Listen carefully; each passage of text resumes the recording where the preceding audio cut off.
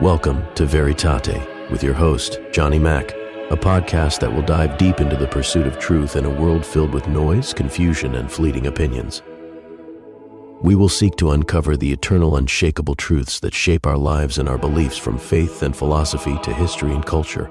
We'll explore the questions that matter, challenge the answers we've been given, and seek the wisdom that has stood the test of time. So join Johnny Mack in this journey to discover what's real, what's right, and what's true.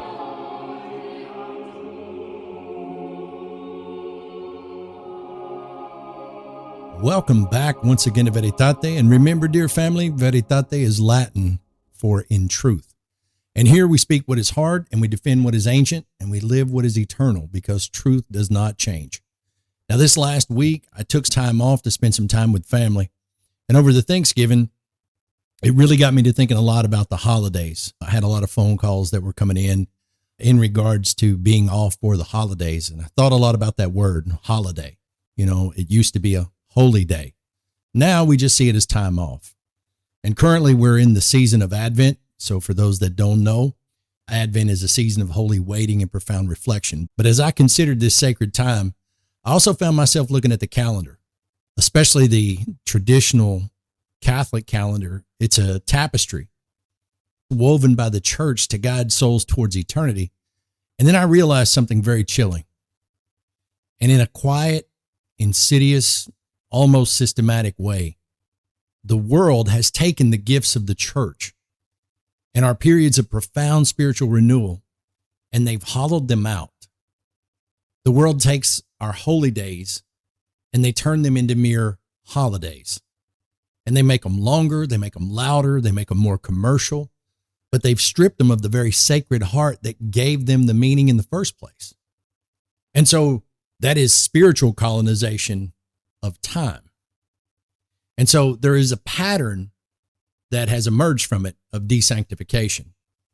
And I want you to notice that when the church lays down something holy, the world will turn around and pick it up, it'll stretch it out, and it makes it ordinary.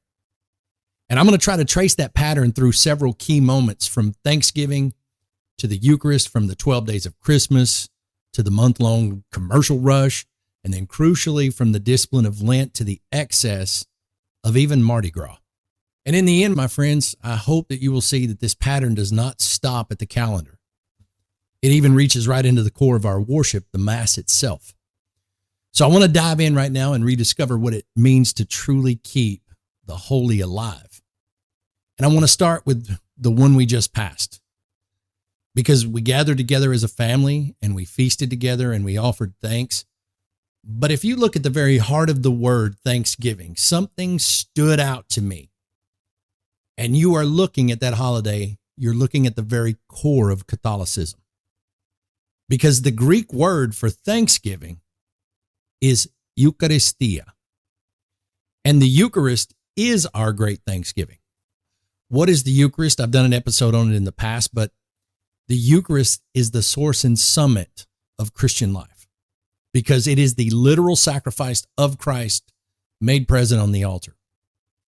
It is the one perfect and infinite act of thanks that the Son offers to the Father for the salvation of the world. And it's the moment we receive the real body and the blood of our Lord. Remember, I didn't say this. Jesus did. Unless you eat my flesh and drink my blood, you have no life within you. And so this partaking of the blood and the body, it's an act of sacrifice and worship. But now, what did the world do? The world took this sublime, transcendent concept of Thanksgiving, and it separated entirely from the source. And it turned it into a single Thursday in a November that is centered on turkey and football. And there's some gratitude that's mixed in with it, but primarily the goal is consumption. Because I don't know about in your families, but in mine, as soon as Thanksgiving dinner is eaten and we've all sat around and we've watched the TV, come Friday, everybody's headed out the door to go to the sales. And I want you to think about the inversion.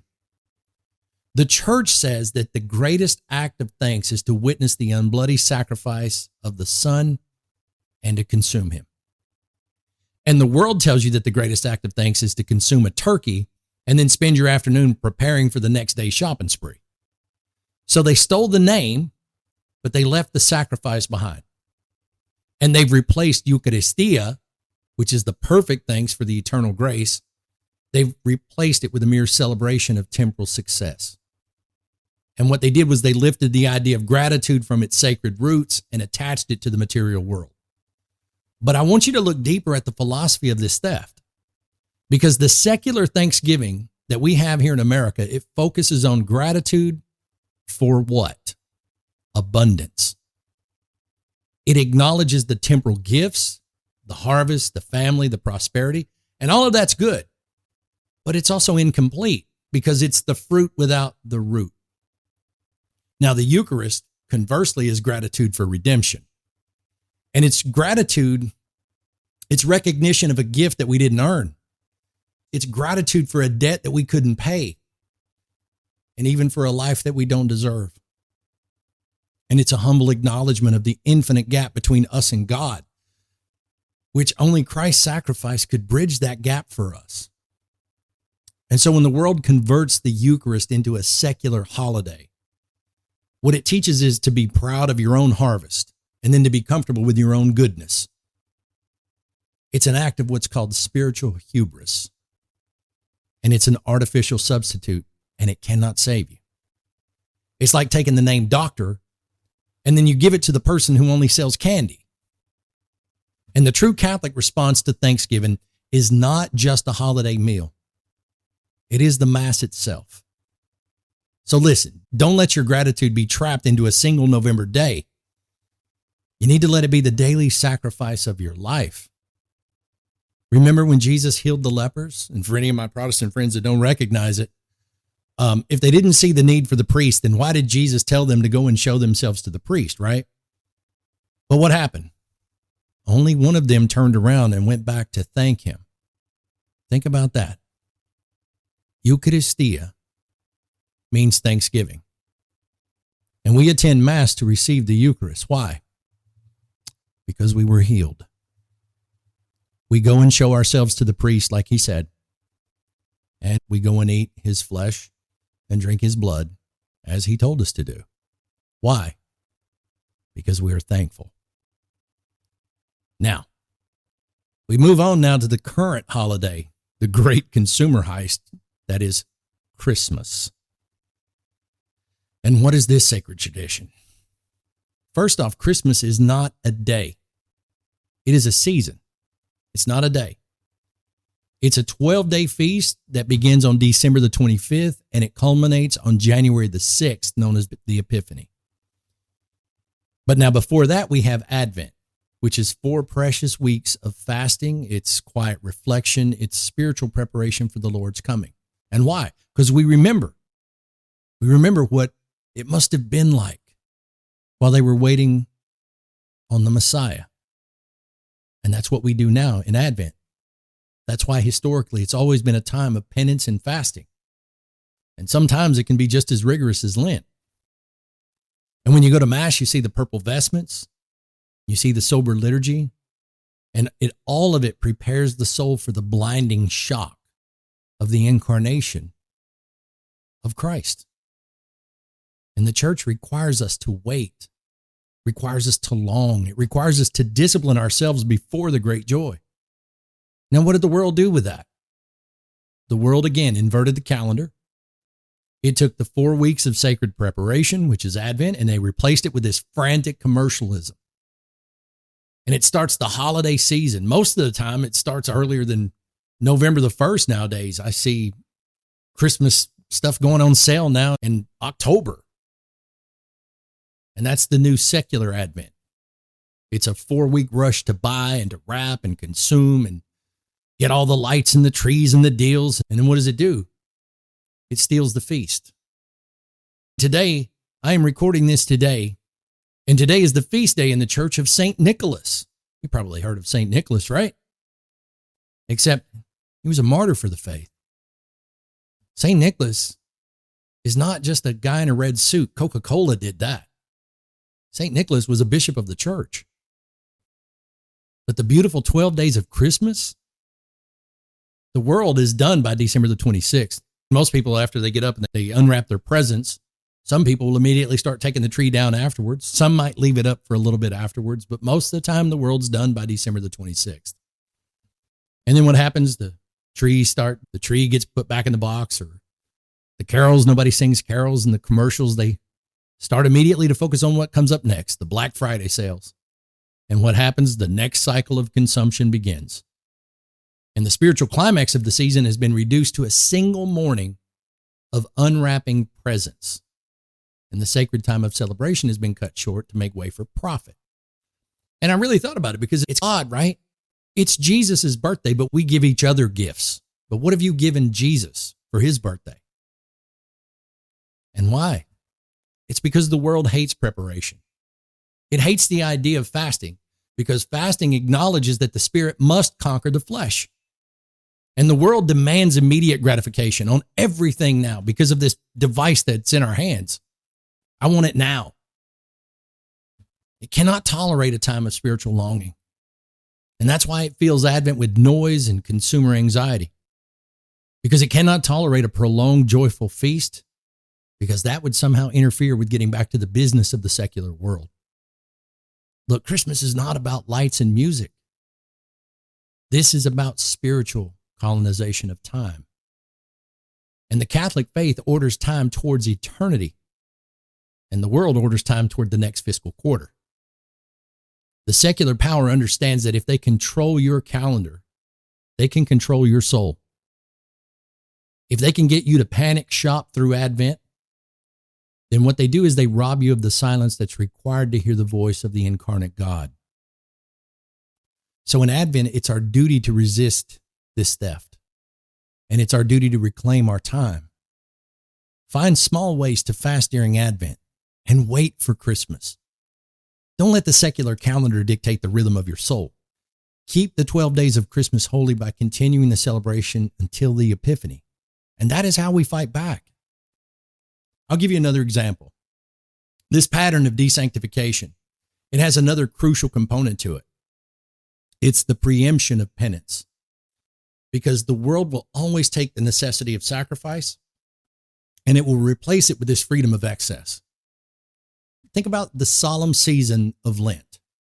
You have 40 days of penance, of fasting, of sacrifice, of spiritual warfare. And all of it culminates in the agony on the cross and the joy of the resurrection. And Lent is supposed to be your spiritual boot camp, okay? It is hard. It is necessary. It is very ancient. Now, what precedes Lent? Mardi Gras. It's also called Fat Tuesday. And at one time, this used to be a holy day because it was a final traditional feast where you would consume as much rich foods and drink. It wasn't a celebration of excess. It was a practical necessity before the 40 days of strict fasting begins and abstinence. It was the closing of the icebox, so to speak, the emptying of the pantry before the spiritual pilgrimage began. It was a holy preparation for a time of discipline. And now what did the world do with that?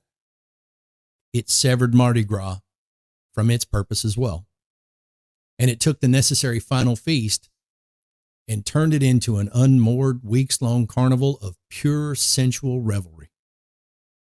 And it celebrates the excess without the penance. And it promotes the indulgence while entirely ignoring the ashes. And look at the symbol. In Mardi Gras, what do you get? Beads. A cheap, temporary little plastic necklace. And that is a perfect symbol of the world's desanctification. Because those beads are just a shallow little material reward for participation in the carnival. It's just a fleeting flash of color. And how do you get the beads, pray tell? We won't go into that on this episode. But now contrast that with the ashes of Ash Wednesday. The ashes are cheap. They're temporary. They're black and messy, but they're a symbol of eternal truth. Remember that you are dust, and to dust you shall return. The ashes are a mark of humility. It's a mark of penance. It's an acceptance of the cross. And the world will offer you these beads with its fleeting pleasure and false recognition. It's a worthless prize. And the church offers you ashes. It offers you humility, sacrifice, and the promise of an eternal life. And the spirit of the world hates the ashes because the ashes say the world is passing away. And so the world hypes the beads up because these beads say that the party never has to end. But we are called to be the people of the ashes, not the beads. If there are any beads, in fact, you could look at that. They took the rosary and even turned it into a cheap necklace. But we're called to accept the challenge of Lent. And we must never allow the temporary carnival to eclipse the eternal cross. And look, it's this pattern of desanctification is not limited to the cycles of the year either. It is everywhere the church has placed a marker of holiness. It always takes the solemnity and replaces it with pure sentimental revelry. I did the episode over Halloween, which was All Hallows Eve. That's the evening of the vigil before All Saints Day and All Souls Day, and this was also a period of spiritual warfare again, remembering the triumphant and praying for the suffering. And what did the world do with that? It isolated the eve, and it took that preparation for the triumph of holiness and turned it into a carnival of costumes and candy and fun and a lighthearted engagement with the macabre. And it's embracing of shadows while ignoring the light of the saints. Consider St. Patrick's Day. It's a feast day of a great bishop and a missionary who drove paganism out of Ireland. It was a day of spiritual renewal. What is it now? A global party that's painted green and centered on intoxication and secular Irish pride. The world took the celebration of a spiritual giant who defeated paganism and turned it into a day of secular excess. Look at Mother's Day, Father's Day. The church honors the family as the domestic church, instituted by God, perfected by the sacrament of matrimony. And our respect for our parents is mandated by the fourth commandment. But what did the world do? Mother's Day and Father's Day. Oddly enough, these are not holy days, not in the secular world. They're Hallmark holidays. They're sentimentalized days of commercial obligation again. What'd they do? They took the perpetual, the God-mandated honor of the family and reduced it to a single brunch and a cheap card. They replaced the sacrament of family life with a transaction of affection because the world always prefers sentiment over sacrifice. In every single case, the pattern is always the same. The world isolates the time, inverts the meaning from sacrifice to consumption, and replaces the spiritual focus with a material one. And that pattern of desanctification doesn't stop at the edges of the calendar either, because it seeks to penetrate the very heart of the church. Because it is that same spirit of modernity that says the sacred is too far away, let's make it closer. Let's make it easier. Let's make it more ordinary. Think about the Latin Mass. Centuries of tradition, language of mystery, unmoving posture of reverence. And it always communicates one thing. The word that I was looking for when I first attended, transcendence. It was a ritual that understood that the sacred must be set apart from the profane. A holy day of worship every single day. And what happened? There came a push for change in the 1950s. They pushed for the change. And from that product came the Novus Ordo Mass. And it introduced this new simplicity and this accessibility to emphasize active participation and community. And while that's beautiful in its own right, and it's also valid, but it became the vehicle for that modern spirit. Now, to some people, that shift felt like the same pattern, that the world took the sacred, the timeless architecture of the liturgy, and in some implementations, it made it accessible at the cost of being ordinary. The priest turned around and faced the people. The language got changed into the vernacular, and the emphasis shifted from the sacrifice of the altar to the communal meal of the table. Now listen to me, my dear family. Whether you attend the Latin Mass or the Novus Ordo is not the ultimate issue here. The issue is always the spirit you bring. The issue is whether you allow the spirit of the secular holiday, the one that seeks comfort, consumption, and the elimination of mystery, to creep into the Holy of Holies. We have a duty to keep the Mass holy. We must resist the temptation to treat Mass like a weekly meeting or a social club or a feel-good experience. We must treat it as the sacrifice on Calvary made present for us. If we cannot keep Mass holy, we have no hope of keeping our holy days holy, because the root of the sacred must be protected, or all the branches will wither into mere secular pleasure. So here's your charge as we enter into Advent. The world is going to tempt you to compromise, and it's going to scream, buy, consume, simplify, be comfortable. But your duty is to be a countersign, to reclaim the sacred. Reclaim Thanksgiving by living a Eucharistic life of daily sacrifice, not yearly consumption. And reclaim Christmas by fasting and waiting during Advent and celebrating joyfully until the Epiphany. Christmas in the Catholic Church is much longer than the secular world. And reclaim the cross by rejecting the Mardi Gras beads of temporary pleasure. And reclaim the cross by rejecting the Mardi Gras beads of temporary pleasure and accepting the ashes of eternal truth.